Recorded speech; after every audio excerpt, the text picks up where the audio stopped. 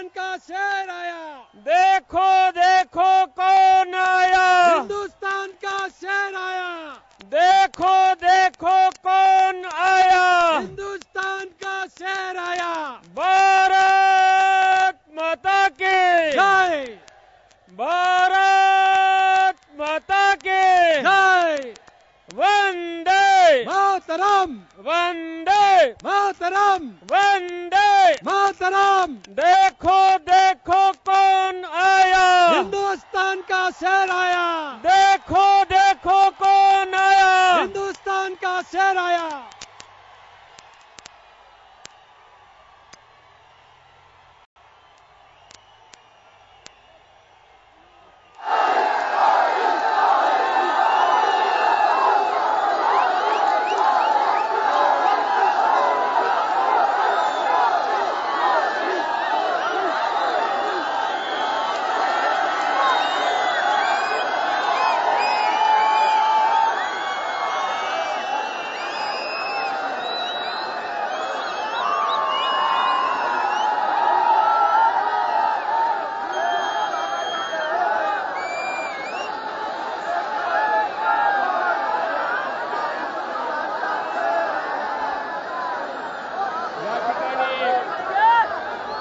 तमाम नाशिककरांच्या वतीने आपल्या देशाचे भाग्यविधाते पंतप्रधान नरेंद्रजी मोदी यांचं स्वागत भारतीय जनता पार्टीच्या वतीने नाशिक शहराचे अध्यक्ष लक्ष्मण सावजी व ग्रामीणचे अध्यक्ष विकास देशमुख यांनी करावं अशी मी त्यांना विनंती करतो।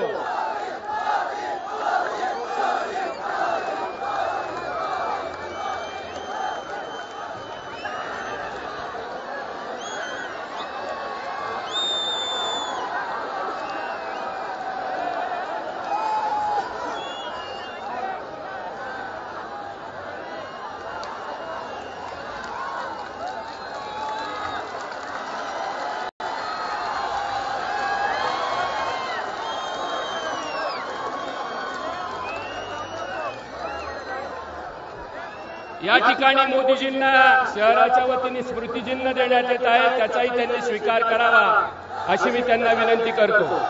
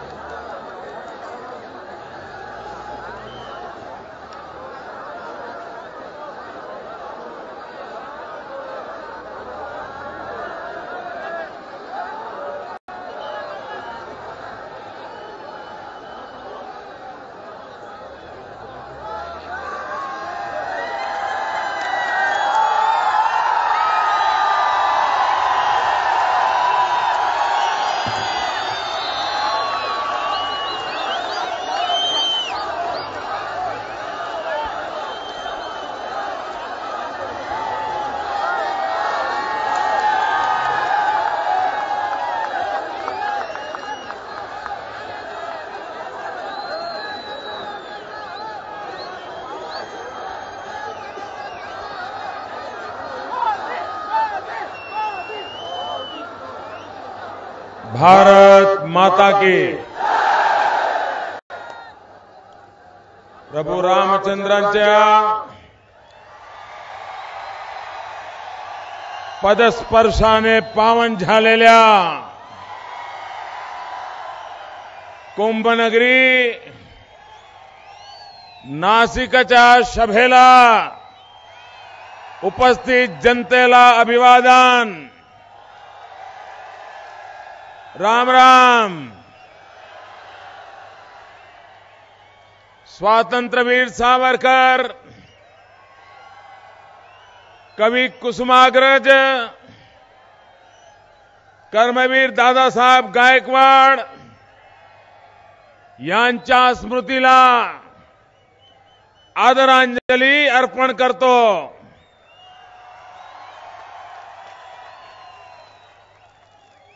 मंचावर बसलेले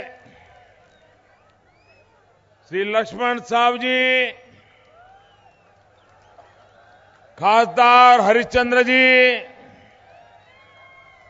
विकास देशमुख जी, डॉक्टर दौलतराव आहेर, विजय साने जी, डॉक्टर राजेंद्र फड़के,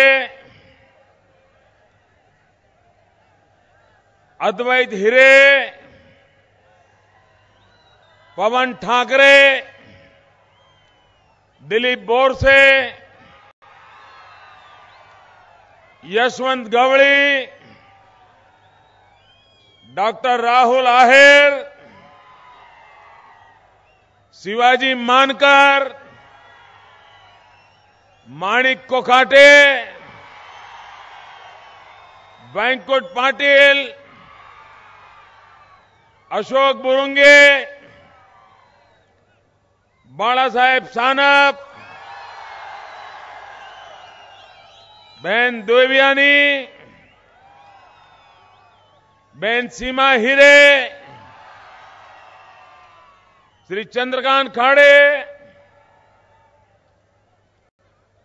और उपस्थित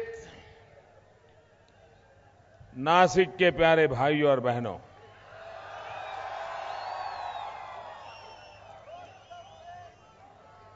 दो दिन भी पहले मुझे आना था,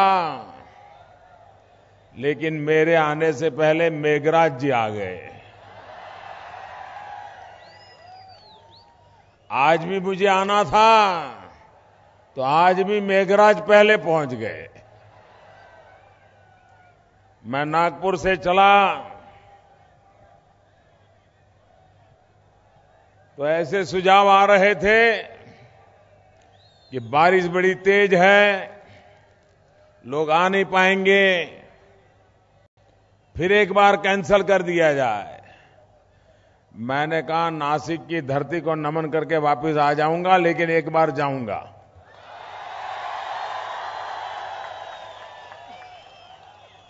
लेकिन यहां आने के बाद मैं देख रहा हूं नजारा,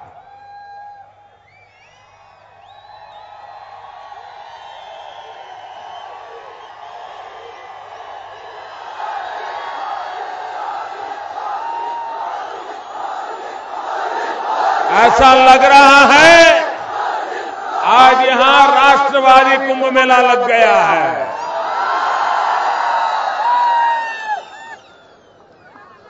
भाइयों बहनों, इसके पहले यहां प्रधानमंत्री कब आए थे? कितने साल पहले?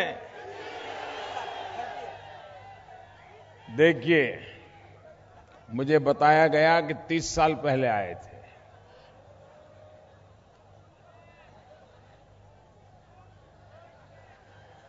नासिक छोड़ो,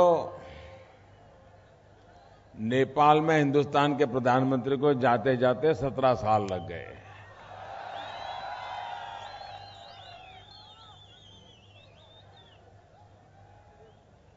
मैं जब अमेरिका में था तो अखबार में पढ़ता, वहां मुझे जानकारी मिलती थी सोशल मीडिया के द्वारा कि महाराष्ट्र के कांग्रेस के और एनसीपी के नेता चिल्ला रहे हैं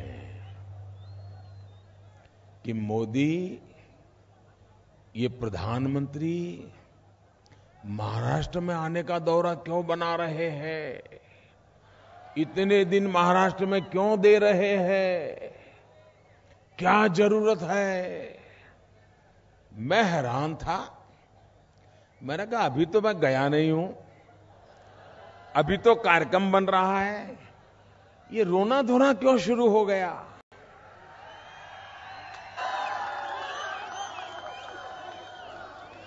और मैंने कहा मैं तो महाराष्ट्र कई बार आया हूं, नासिक कई बार गया हूं, लेकिन कभी कोई रोया नहीं पहले तो।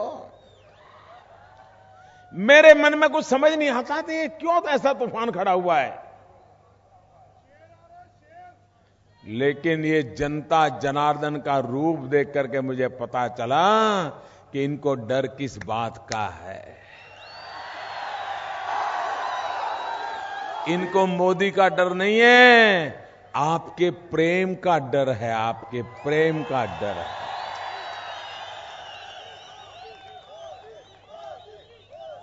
भाइयों बहनों, वक्त बदल चुका है। अब भुजबल नहीं, बुद्धिबल की जरूरत पड़ती है।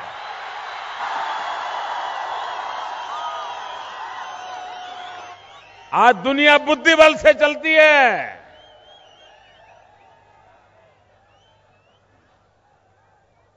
भाइयों बहनों, ये चुनाव कौन जीते कौन हारे उसके लिए नहीं है। किसकी सरकार बने किसकी सरकार न बने इसके लिए ये चुनाव नहीं है। कौन विधायक बने कौन न बने, कौन मंत्री बने कौन मंत्री न बने, कौन मुख्यमंत्री रहे कौन मुख्यमंत्री न रहे, इसके लिए चुनाव नहीं है। ये चुनाव तो महाराष्ट्र के नौजवानों का भविष्य निर्धारित करने के लिए चुनाव है।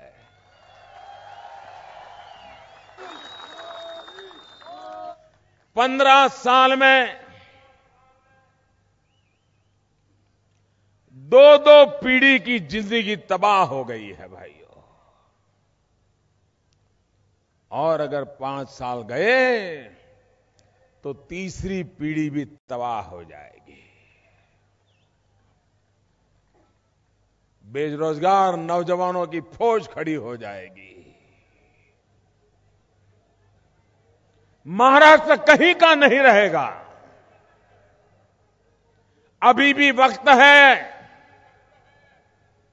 महाराष्ट्र के मेरे प्यारे भाइयों बहनों, जाग जाओ, महाराष्ट्र को बचा लो। मैं आज से कहने आया हूं, महाराष्ट्र को बचा लो।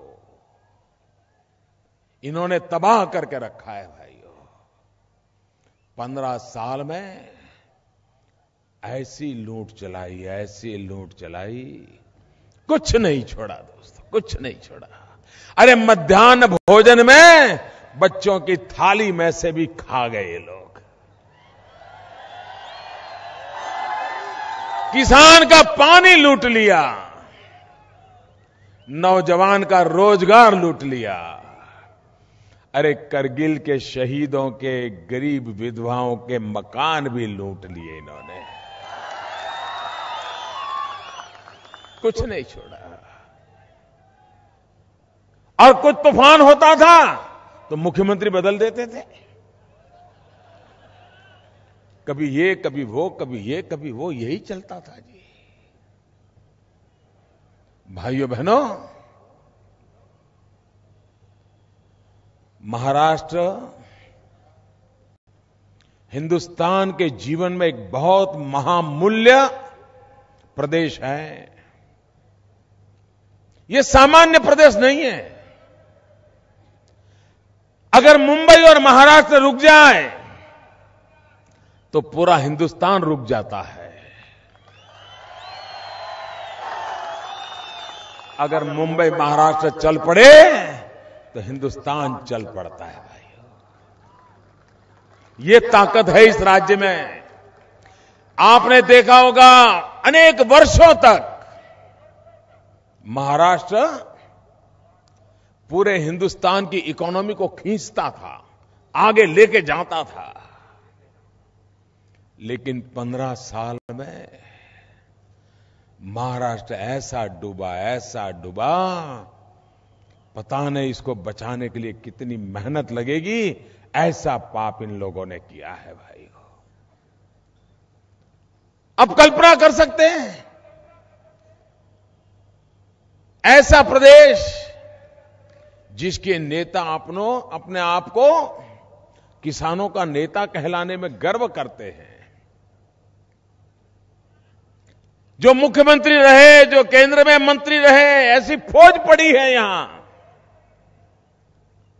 और उस राज्य में हर वर्ष 3,700 किसान आत्महत्या करें, इससे बड़ी पीड़ादायक बात क्या होती है भाइयों।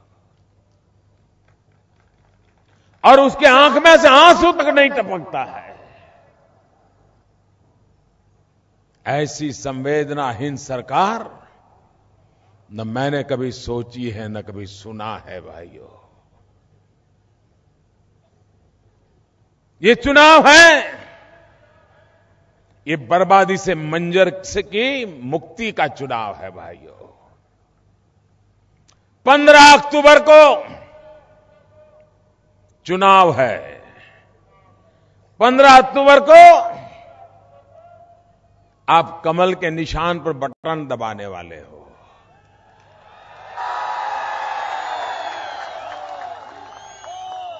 लेकिन 15 अक्टूबर को आपकी उंगली में ये ताकत है, आपकी उंगली में ये ताकत है कि 15 अक्टूबर को कमल पर बटन दबा करके 15 साल के पापों का मृत्यु घंट बजाने वाले हो। 15 साल की भ्रष्टाचारी प्रवृत्ति का देश निकाल करने वाले हो। 15 साल के पापों को परास्त करने वाले हो। और इसलिए 15 अक्टूबर को मेरे भाइयों बहनों, इसलिए 15 अक्टूबर को मेरे भाइयों बहनों 15 साल से पापों की मुक्ति का पर्व है। महाराष्ट्र का हर एक बच्चा, महाराष्ट्र का हर कोई नागरिक ये 15 साल से पापों की मुक्ति का उत्सव 15 तारीख को कमल पर बटन दबा करके उस उत्सव को मनाए, ये अनुरोध करने के लिए मैं आपके पास आया हूं।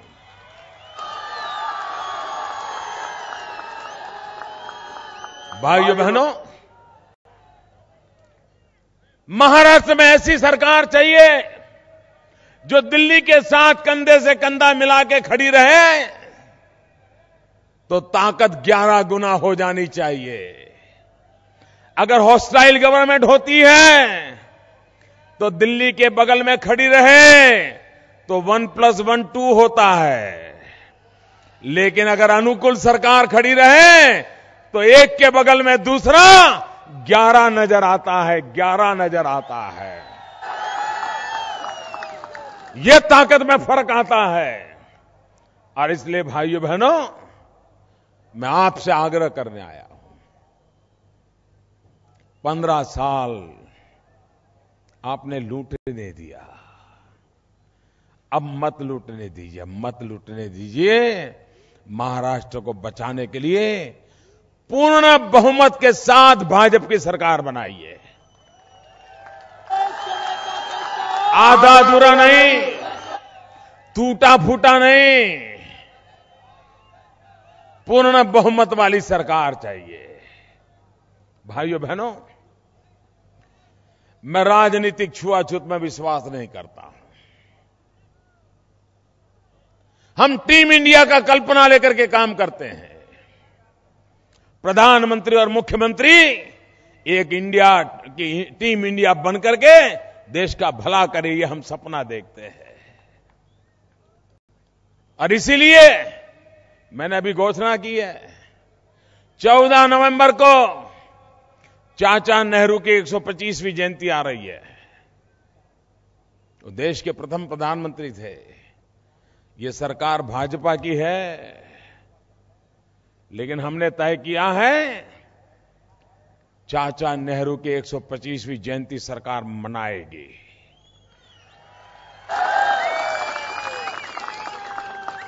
इतना ही नहीं,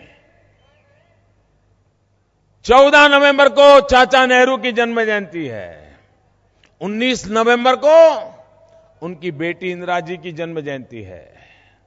और इसलिए मैंने सरकार में कहा है कि 14 नवंबर से 19 नवंबर चाचा नेहरू को बच्चे बहुत प्यारे थे।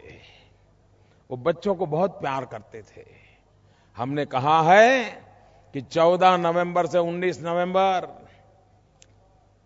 सभी स्कूलों के बच्चों को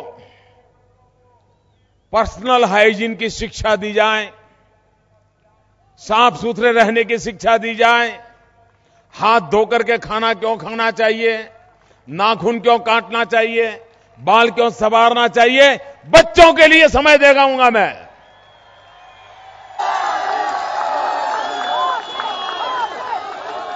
अगर मेरे देश के बाल अगर स्वस्थ होंगे तो मेरा हिंदुस्तान स्वस्थ हो जाएगा। और इसलिए चाचा नेहरू को प्रिय जो बच्चे थे, उनका स्वास्थ्य, उनकी सुखाकारी, ये कार्यक्रम के द्वारा चाचा नेहरू की 125वीं जयंती को हम श्रद्धांजलि देंगे। ये हमारे संस्कार है, ये हमारी परंपरा है, ये हमारी संस्कृति है। और उनका चरित्र कैसा है, उनका चरित्र कैसा है, पहचानिए, फर्क क्या है जानिए। ये वीर सावरकर जी की जन्मभूमि है, ये स्वतंत्र वीर सावरकर की जन्मभूमि है। केंद्र की कांग्रेस सरकार के एक मंत्री अंडमान निकोबार सेल्यूलर जेल गए थे, जिस सेल्यूलर जेल में स्वतंत्र वीर सावरकर और उनके भाई ने भारत की आजादी के लिए कष्ट झेले थे, यातनाएं झेली थी, अनेक वर्षों तक जेल में सड़ते रहे थे। लेकिन एक कांग्रेस सरकार के मंत्री ने वहां जाकर के सेल्यूलर जेल पर एक छोटी सी पट्टी पे वीर सावरकर का नाम लिखा हुआ था, उसको तोड़ करके उखाड़ के फेंक दिया था। वीर सावरकर का अपमान करना ये उनका चरित्र है, पंडित नेहरू का सम्मान करना ये हमारा चरित्र है।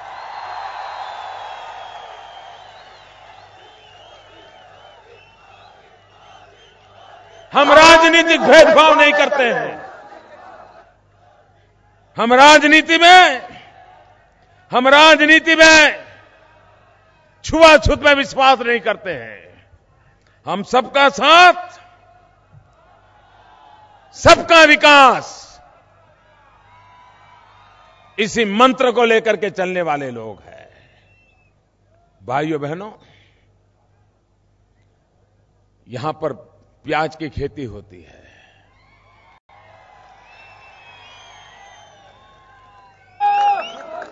प्याज एक गरीब की कस्तूरी है, लेकिन वो किसान परेशान है। भाइयों बहनों, और हमारे विरोधी इस चुनाव में उनके पास कोई मुद्दे नहीं है। भाजपा पर आरोप लगाने के लिए कोई ठोस सबूत नहीं है, इसलिए उन्होंने सहारा लिया है झूठ फैलाने का। रोज एक झूठ छोड़ते हैं। अभी उन्होंने ऐसा झूठ छोड़ा है कि प्याज की कीमतें इसलिए गिर गई, किसान इसलिए परेशान है क्योंकि एक्सपोर्ट करने पर मोदी ने प्रतिबंध लगा दिया। ये 100% झूठ है, 100% झूठ है। मोदी सरकार ने कोई प्रतिबंध नहीं लगाया। इतना ही नहीं, ये झूठ बोलने वालों को मैं कहना चाहता हूं, जब दिल्ली में आपकी सरकार थी, शरद पवार कृषि मंत्री थे, 17 बार एमईपी लगाया था और 4 बार प्याज को एक्सपोर्ट करने पर प्रतिबंध लगाया था उन्होंने। किसान का भला कौन करता है, इसके लिए ये कांग्रेस वालों के झूठ पे भरोसा मत करना भाई।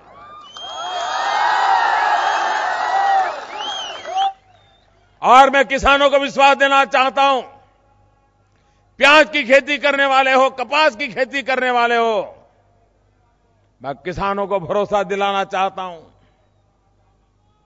हम आधुनिक विज्ञान का उपयोग करेंगे, हम टेक्नोलॉजी को लाएंगे, हम न्यूक्लियर साइंस का उपयोग करेंगे, लेकिन प्याज पैदा करने वाले किसान को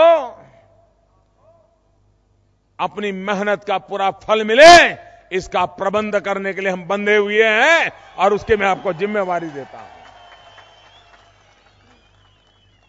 भाइयों बहनों, ये अंगूर की भूमि है।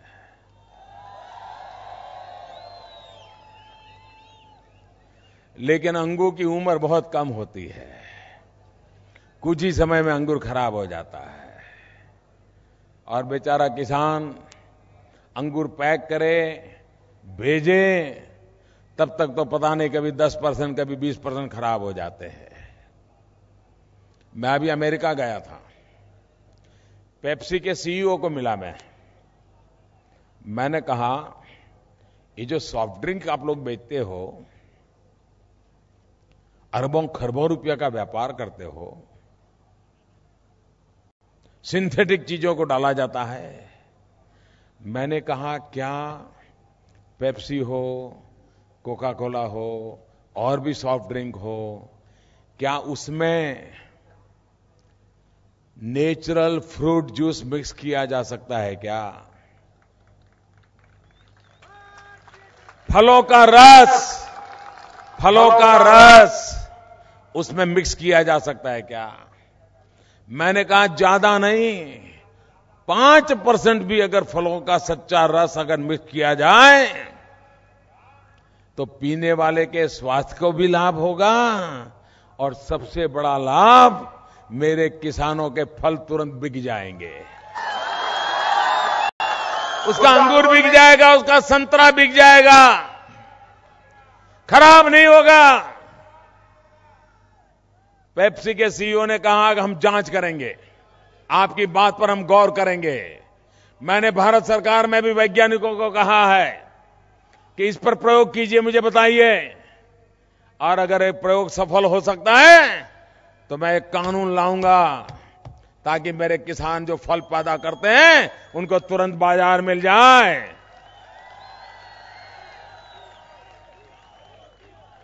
काम कैसे होता है? ये कांग्रेस वाले 60 साल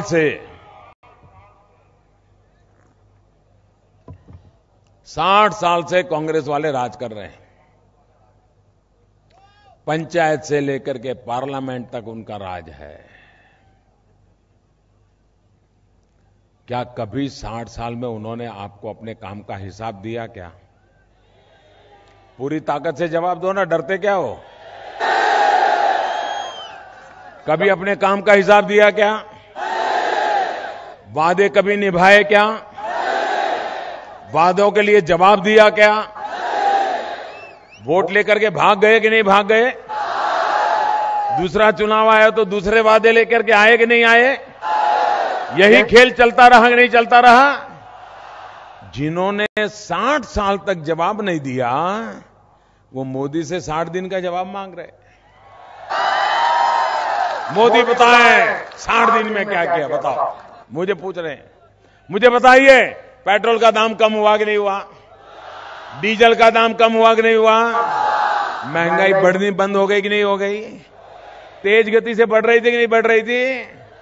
देखिए, किसी को बुखार आ जाए ना, बुखार, और पारा चढ़ता जाता है, तो डॉक्टर पहले क्या करता है? पहले बुखार को ऊपर जाना रोक देता है, बुखार बढ़ने से रोक देता है। पहला करता है कि नहीं? नीचे उतारने के बाद काम में करता है, पहला काम उसको रोक देता है। आपने ऐसे डॉक्टर को दिल्ली में बिठाया है कि महंगाई का पारा ऊपर जाता मैंने रोक दिया है, अब उतरना भी शुरू होगा। ये 60 साल में कुछ न कहने वाले मेरा हिसाब मांग रहे हैं। और भाइयों बहनों, मैं आपको बताता हूं, कांग्रेस वालों ने भले आपको हिसाब नहीं दिया हो, मैं आपको पल पल का हिसाब दूंगा, पाई पाई का हिसाब दूंगा। 5 साल के बाद फिर से जब चुनाव आएगा, मेरी सरकार के काम का पूरा हिसाब मैं आपके सामने रख दूंगा। ये जिम्मेवारी के साथ मैं आया हूं।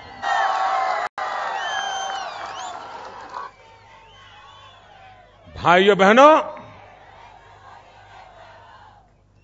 मैं किसी प्रधानमंत्री के घर में पैदा नहीं हुआ हूं। मैं किसी मुख्यमंत्री के घर में पैदा नहीं हुआ हूं। मैं किसी मंत्री के घर में पैदा नहीं हुआ हूं। अरे मैं किसी म्युनिसिपैलिटी के प्रमुख के घर में भी पैदा नहीं हुआ हूं।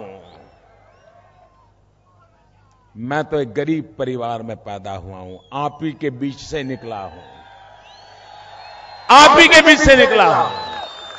और ये आपका प्यार है। ये गरीब मां के बेटे को आपने यहां बिठा दिया है। एक सामान्य परिवार से आए हुए इंसान को आपने यहां पहुंचा दिया है।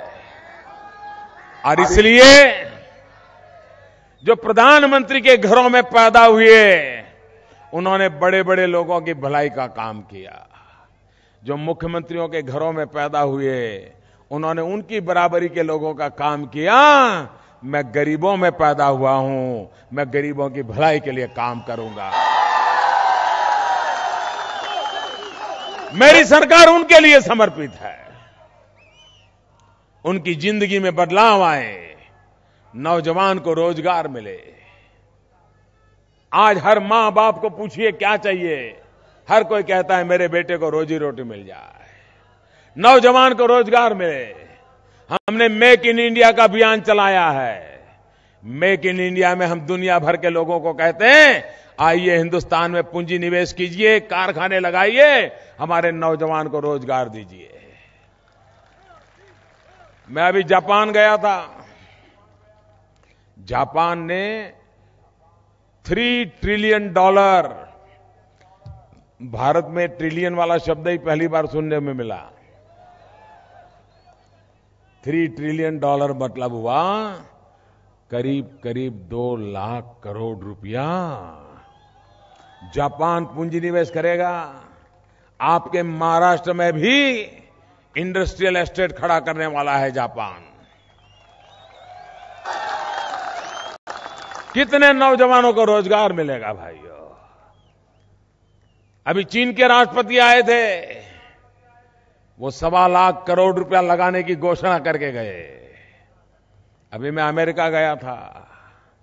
अमेरिका के अंदर उद्योगपति सब मिले थे। उद्योगपतियों ने एक बयान दिया जो मैंने आकर के यहां अखबार में पढ़ा।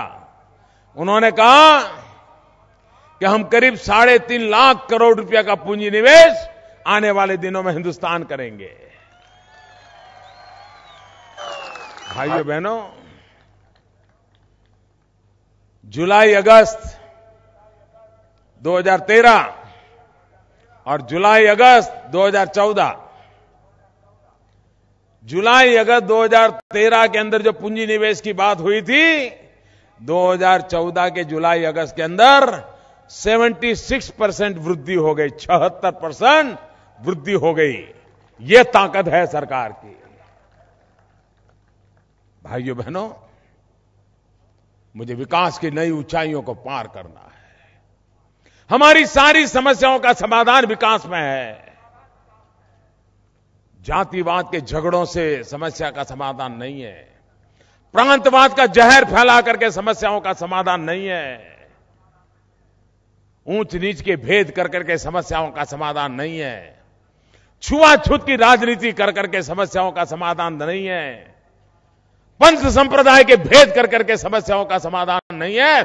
समस्याओं का समाधान सबका साथ, सबका विकास, इसी एक मंत्र में रहा है और उसी को लेकर के हम आगे बढ़ना चाहते हैं।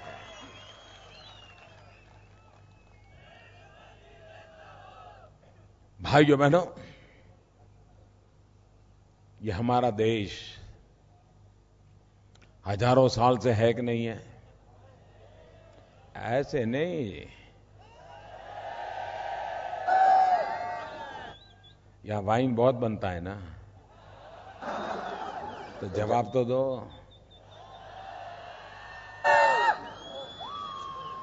हमारा देश हजारों साल से है कि नहीं है? आजादी के पहले भी था कि नहीं था? कांग्रेस के राज में था कि नहीं था? क्या कभी दुनिया में हिंदुस्तान का डंका बजा था क्या? बजा था क्या? अमेरिका में कभी डंका बजा था क्या? बजा था पहले? और अभी बज रहा है कि नहीं बज रहा है? दुनिया में डंका बज रहा है कि नहीं बज रहा है? क्यों? क्यों? क्यों बज रहा है? अमेरिका हो, जापान हो, चीन हो, दुनिया के देशों में हिंदुस्तान का डंका क्यों बज रहा है? मोदी के कारण नहीं बज रहा है। ये मोदी का जादू नहीं है, नहीं ये मोदी का करिश्मा है। ये डंका तो बज रहा है आप लोगों के कारण, आप लोगों के कारण बज रहा है। 125 करोड़ देशवासियों के कारण बज रहा है, क्योंकि 125 करोड़ देशवासियों ने 5 महीने पहले हिंदुस्तान में 30 साल के बाद पूर्ण बहुमत वाली सरकार चुन करके बिठाया है। सारी दुनिया जब मोदी को मिलती है तो उसको पता है कि मोदी अकेला नहीं है, उसके पीछे 125 करोड़ देशवासी खड़े हैं। ये जो ताकत है ना, वो 125 करोड़ देशवासियों के प्रेम की ताकत है, जिसका लोहा दुनिया मानना शुरू किया है। भाइयों, क्या आप चाहते हैं कि महाराष्ट्र का भी जय जयकार हो? जरा सबके सब बताओ मुझे। आप चाहते हैं महाराष्ट्र का दुनिया में डंका बजे? आप चाहते हैं महाराष्ट्र का जय जयकार हो? आप चाहते हो दुनिया छत्रपति शिवाजी महाराज का जय जयकार करे? आप चाहते हैं हिंदुस्तान में महाराष्ट्र की वाहवाही हो? तो फिर महाराष्ट्र में भी पूर्ण बहुमत वाली भाजपा की सरकार चाहिए। अगर पूर्ण बहुमत वाली भाजपा की सरकार मिली तो मैं आपको विश्वास दिलाता हूं, महाराष्ट्र का भी डंका दुनिया में बजना शुरू हो जाएगा। भाइयों बहनों, सरकारों को टैक्स लगाना पड़ता है, क्योंकि सरकार को भी विकास के कई काम करने पड़ते हैं। लेकिन क्या टैक्स जेब भरने के लिए लगाए जाते हैं क्या? मुझे बताइए। भ्रष्टाचार करने के लिए टैक्स लगाए जाते हैं क्या? चोरी करने के लिए टैक्स लगाए जाते हैं क्या? भाई भतीजावाद करने के लिए टैक्स लगाए जाते हैं क्या? परिवार के लिए टैक्स लगाए जाते हैं क्या? ये एलबीटी क्या है? क्या है एलबीटी? ये लूटो बांटो टैक्स है, लूटो बांटो टैक्स। ये लूटो बांटो टैक्स, इससे महाराष्ट्र का भला नहीं होता है। लूट से इस महाराष्ट्र को बचाना है भाइयों, और इसलिए मैं आज आपके पास आया। नासिक के लोगों ने इतनी बारिश के बाद सभा होगी कि नहीं होगी, इस आशंका के माहौल में भी क्या अपने विराट रूप के दर्शन कराए हैं मुझे। ये जनता जनार्दन के विराट रूप के दर्शन हो रहे हैं, और 30 साल के बाद किसी प्रधानमंत्री को नासिक की धरती को नमन करने का सौभाग्य मिला है।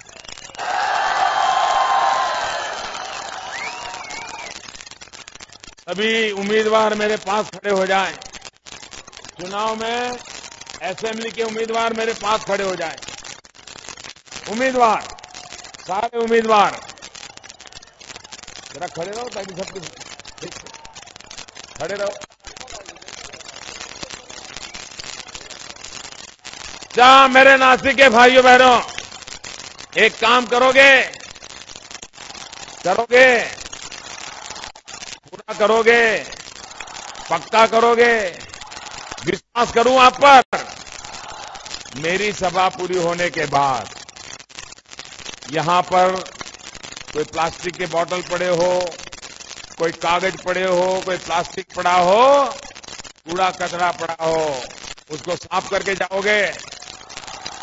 लेकर के जाओगे, ये वो धरती है जहां प्रभु रामचंद्र जी के कदम पड़े थे। वो धरती है जहां प्रभु रामचंद्र जी के चरण पड़े थे। उस धरती को गंदा करने का हमें अधिकार नहीं है। साफ करके जाओगे ना? पक्का साफ करके जाओगे? दोनों मुट्ठी बंद करके मेरे साथ बोलिए, भारत माता की, भारत माता की, भारत माता की, भारत माता की।